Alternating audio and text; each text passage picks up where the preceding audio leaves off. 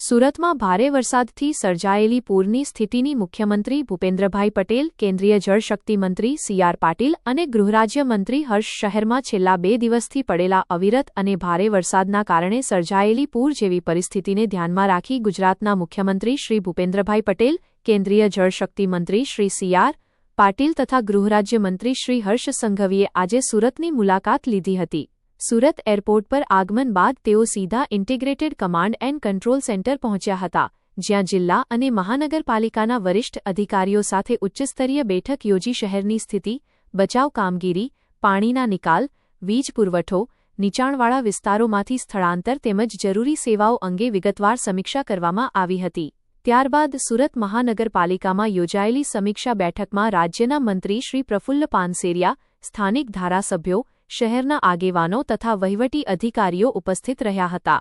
મુખ્યમંત્રીશ્રીએ જણાવ્યું હતું કે સુરત રાજ્યનું આર્થિક હબ હોવાથી અહીં વેપાર અને ઉદ્યોગ ઝડપથી સામાન્ય સ્થિતિમાં આવે તે માટે તંત્ર યુદ્ધના ધોરણે કામગીરી કરે.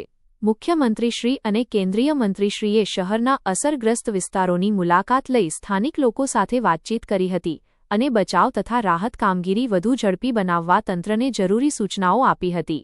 ભારે વરસાદને કારણે સર્જાયેલી પરિસ્થિતિમાં જાનહાનિ અને અકસ્માતોની ઘટનાઓને ધ્યાનમાં રાખીને બચાવ દળોને વધુ સતર્ક રહેવા પણ સૂચના આપવામાં આવી હતી. સુરતની સમીક્ષા પૂર્ણ કર્યા બાદ મુખ્યમંત્રી શ્રી ભૂપેન્દ્રભાઈ પટેલ, કેન્દ્રીય જળશક્તિ મંત્રી શ્રી સી.આર. પાટીલ તથા ગૃહરાજ્ય મંત્રી શ્રી હર્ષ સંઘવી નવસારી પહોંચ્યા હતા, જ્યાં કલેક્ટર કચેરી ખાતે ઉચ્ચસ્તરીય બેઠક યોજી ભારે વરસાદથી સર્જાયેલી સ્થિતિની સમીક્ષા કરી અને રાહત તથા બચાવ કામગીરી અંગે જરૂરી માર્ગદર્શન આપ્યું.